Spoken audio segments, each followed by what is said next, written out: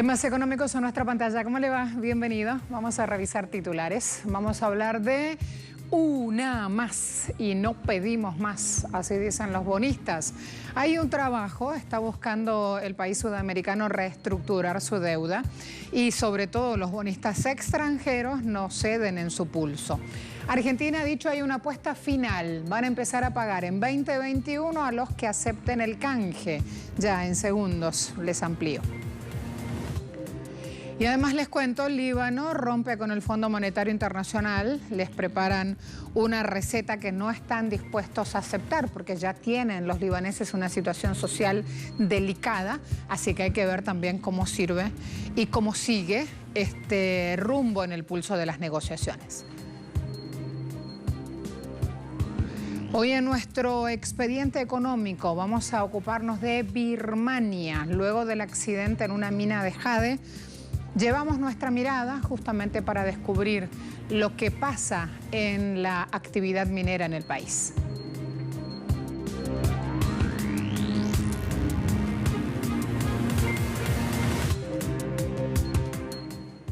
Dicen las autoridades que esta es la última presentación de oferta. Así Argentina extiende al 4 de agosto el plazo para canje de deuda con acreedores.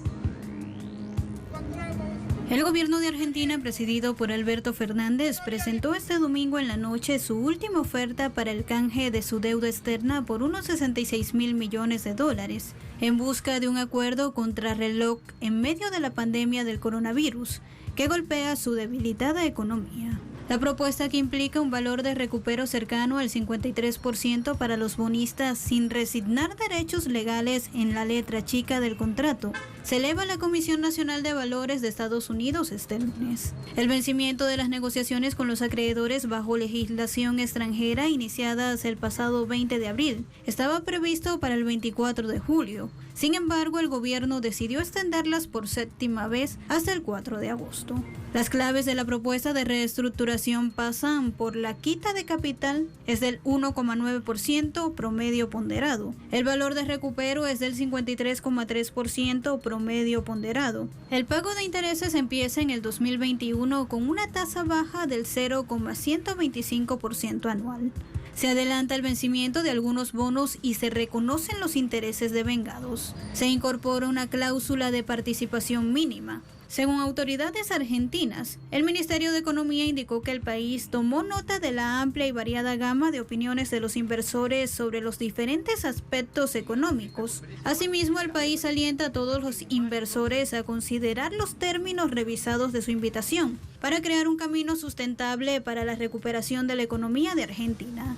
Hay que destacar que los acreedores que se adhieran al canje obtendrán un cupón de $53,5 por cada plancha de $100, mientras que quienes rechacen la oferta pero se vean arrastrados en la reestructuración recibirán $52,2. El Ministerio de Economía informó además que en los próximos días enviará un proyecto de ley al Congreso para reestructurar la deuda pública en moneda extranjera bajo ley argentina, en condiciones equitativas al canje propuesto para la deuda en moneda extranjera bajo ley extranjera.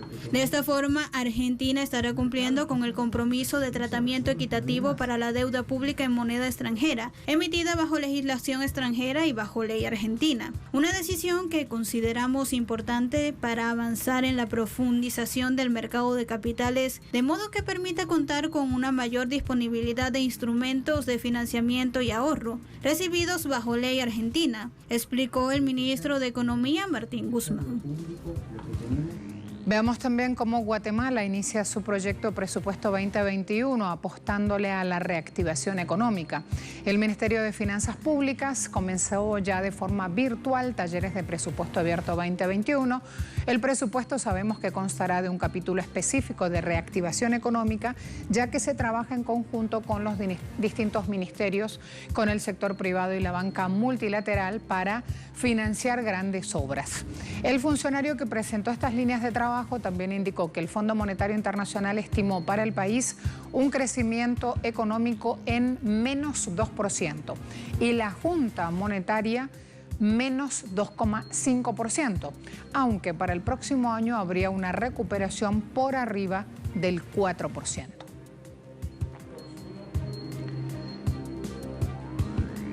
En Bolivia dejan cadáveres en las calles por el colapso del sistema funerario.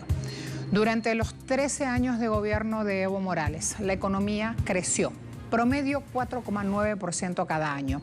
Son datos CEPAL. Año 2018, Bolivia fue el país sudamericano donde más aumentó el PIB, un 4,2%. Pero hoy el país está sumergido en una crisis sanitaria donde también colapsó el sistema funerario. En ciudades como Cochabamba se ven imágenes como estas. Lo que tiene la bolsa negra es un ataúd en medio de una calle. Llamó la atención de todos, prensa mundial, por supuesto. La situación se replicó en distintos puntos de la zona y esto se debe a la crisis en el cementerio local, donde los empleados ya manifestaron que no tienen lugar donde dejar los cadáveres.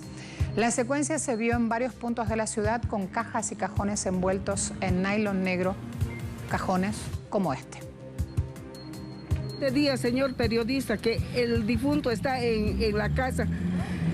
En ese hogar donde ha muerto el señor, hay personas, hay niños, hay personas mayores, hay inquilinos y necesitamos que lo entierren, ya no queremos más que lo tengan ahí en la casa. En este momento ni siquiera les han hecho las pruebas a los que están ahí habitando en la casa.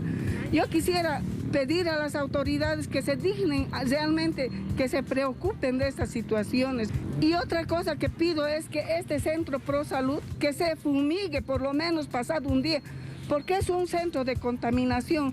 Tenemos 5 muertos ya en el barrio, en la OTB, y no podemos seguir viendo a más muertos. Otra realidad, aterrizó en Uruguay el primer vuelo comercial controlado por virus. 240 pasajeros de España, entre los cuales se encontraba el ministro de Relaciones Exteriores designado por Uruguay, Francisco Bustillo, aterrizó así en Carrasco después de una prohibición de más de 3 meses en viajes internacionales por la situación que deja COVID-19. Muy contento, con una gran responsabilidad. Ahora, bueno, me toca guardar cuarentena, así que voy a aprovechar también para ganar un poco las ideas, para trabajar un poco y obviamente llamar al presidente y ponerme a las órdenes que corresponde. Ahora mismo, bueno, consiguieron que es el primer vuelo que ha salido de Madrid y tuvo que ir a Madrid en coche y de ahí, bueno, se ha trasladado, pero sí me dio complicado para comprar los pasajes. Ahora estando acá, él tiene que hacer la cuarentena obligatoria, pero ya estoy más tranquila, porque aquí, bueno, está dentro de todo, está bastante controlado, no tenemos los índices que tiene Europa, pero bueno, tampoco. Así entonces me preparo para al regreso contarles lo que ocurre en el Líbano. Han tomado la decisión de romper con el Fondo Monetario Internacional. ¿Qué implica esto? Ya se lo voy a contar.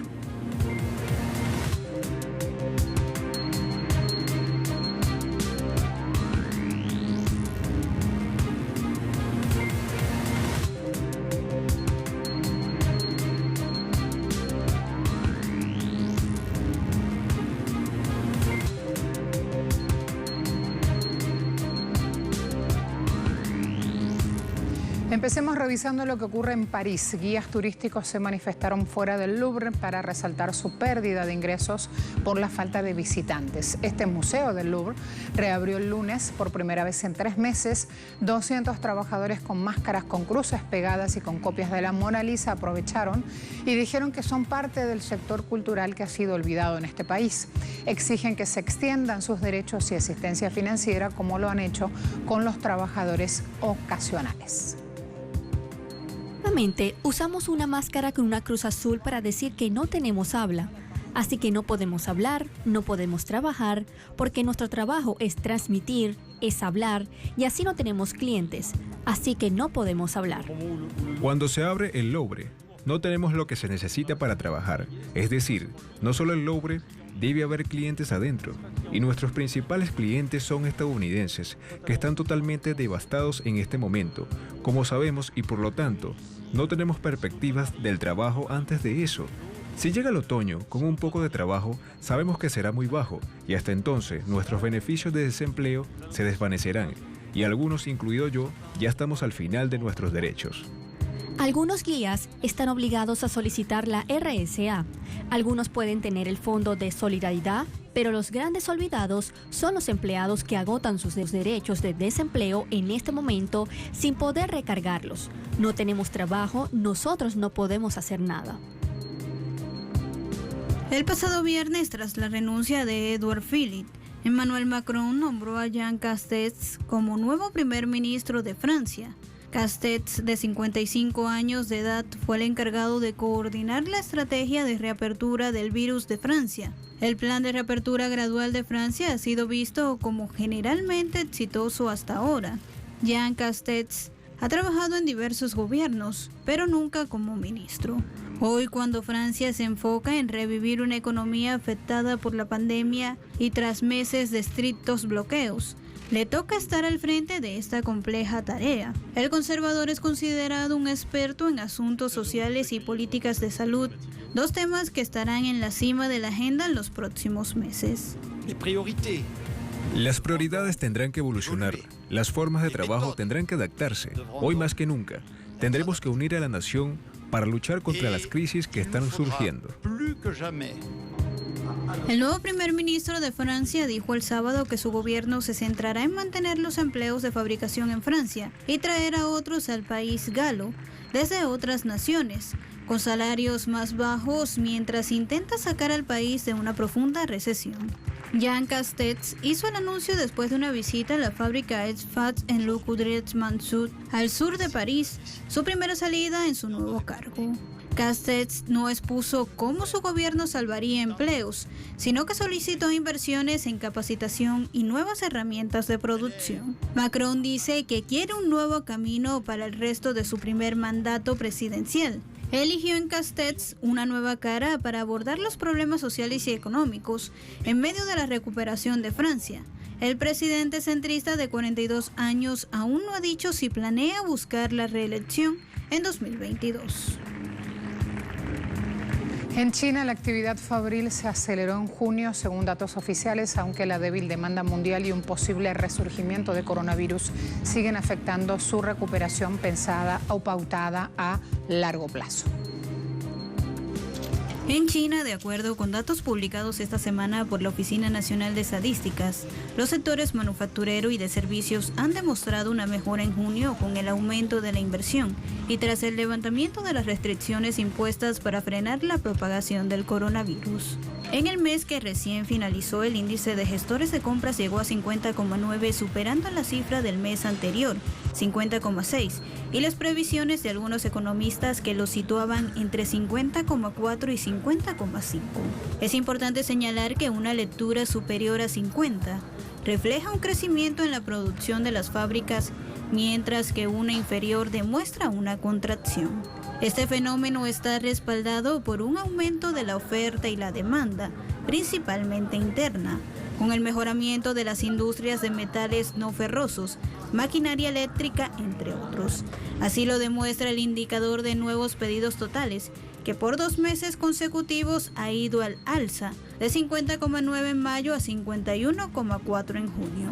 Pese a esta leve mejoría, los pedidos de exportación continúan contrayéndose, aunque a un ritmo más lento, de 35,3 a 42,6 en el mes de junio, y se mantienen por debajo de los 50 puntos, un indicador que refleja las incertidumbres comerciales mundiales. Pero lo resaltante que hay que destacar es que las importaciones y exportaciones se van recuperando a medida que en el mundo se van reiniciando las economías. El camino es largo y complejo, pero el gigante asiático demuestra que tiene músculo financiero para resistir. El gobierno del Líbano suspendió negociaciones con el FMI, así lo informó este fin de semana a la agencia de noticias Reuters el ministro de Finanzas libanés, Ghazi Wahni. Negociaciones que mantenía el Líbano con el organismo hegemónico mundial para un préstamo por unos $10.000 millones entraron en punto muerto porque hay desacuerdo entre la cantidad de pérdidas que declaran el Ejecutivo y los bancos, a lo que se suma la aplicación de reformas económicas que el FMI exige. La receta tradicional. Uno de los problemas más notorios deriva en los subsidios de $2.000 millones que cada año consume el sector eléctrico del país desde los 90. El Líbano es una nación de aproximadamente 6 millones de habitantes, tiene más de 92.000 millones de dólares de deuda pública.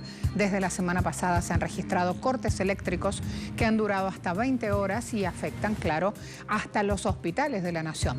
El Líbano dejó de pagar sus préstamos por primera vez en marzo, ya que las reservas del Banco Central disminuyeron. Según expertos, el PIB se reducirá 13,9 puntos porcentuales en este 2020. En ese panorama, sonrisas no hay. Seguimos de cerca la crisis en el Líbano. A la vuelta de la pausa, Birmania. Vamos a hablar de minería luego de la tragedia ocurrida en ese país hace pocos días.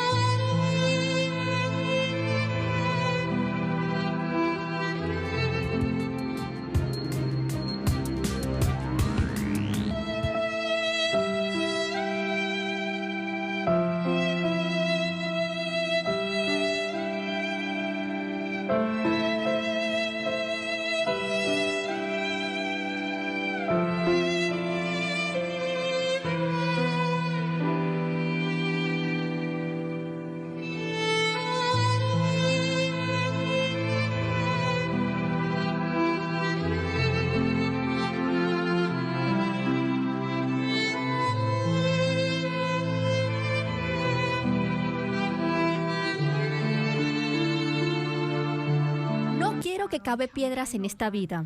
Incluso si eso significa que moriremos de hambre, solo quiero que nuestra familia esté unida. No sabía cómo me llevaba el agua. Me arrancaron la ropa y las rocas me golpearon. Me sofoqué cuando mi boca se llenó de arena y barro. Pensé que iba a morir. No pensé que sobreviviría. Más de 160 mineros murieron en un deslizamiento de terreno en unos yacimientos de jade en el norte de Birmania, cerca de la frontera con China, en una de las peores catástrofes de este tipo en los últimos años. Los trabajadores fueron arrastrados por un torrente de barro provocado por fuertes lluvias. Esto lo dijeron los bomberos birmanos en Facebook. Un total de 162 cuerpos fueron encontrados por los bomberos. La tragedia ocurrió cerca de la frontera con China, en un valle en el cantón de Pakán, que quedó completamente sumergido bajo el lodo, según imágenes difundidas por socorristas en redes sociales. Las víctimas trabajaban en el yacimiento a pesar de las advertencias de las autoridades que los exhortaron a no ir allí por las fuertes lluvias. Lo indicó la policía local a la agencia de noticias AFP. Podríamos haber tenido cientos de muertos sin esta advertencia, es lo que dice la misma fuente. Docenas de mineros mueren anualmente en Birmania mientras trabajan en la lucrativa pero pobremente regulada industria del jade, que utiliza trabajadores migrantes mal pagados para extraer esta piedra semipreciosa muy demandada en China. Según la ONG Global Witness, el negocio es de varias decenas de miles de millones de dólares y muchos de los trabajadores ni siquiera están declarados. La catástrofe del jueves pasado era evitable, lamentó a AFP Han Hinstrom, quien trabaja para esta ONG. A su entender, pone en evidencia la necesidad urgente de reglamentar esta industria. Las minas de jade a cielo abierto de Pakán han transformado a esa región de difícil acceso en un terreno que parece un paisaje lunar. Mortíferos deslizamientos de tierra son comunes en la zona. En 2015, más de 100 personas murieron en deslizamientos de tierras. En 2019, un alud de barro costó la vida a 50 personas. Las víctimas son a menudo miembros de comunidades étnicas desfavorecidas que trabajan de manera casi clandestina en minas abandonadas. Al norte de Birmania se encuentran recursos naturales abundantes en jade, oro y ámbar. Y pese a que a los que arriesgan sus vidas en estas minas consiguen irrisorias ganancias, de acuerdo a los activistas de Global Witness, esta industria sombría se valora en unos 31.000 millones de dólares al año. En realidad, no vale la pena arriesgar nuestras vidas. Cavamos durante 10 días y es raro incluso obtener piedras por valor de 7 a 14 dólares. Pese a que algunos tomen la decisión de no ir más a las minas, hay miles más listos para tomar sus lugares. Trabajadores ilegales que compran su entrada a las vastas minas a cielo abierto, después que los excavadores de las compañías se van, para buscar posibles restos de la piedra preciosa. Gracias a todos. Hasta la próxima.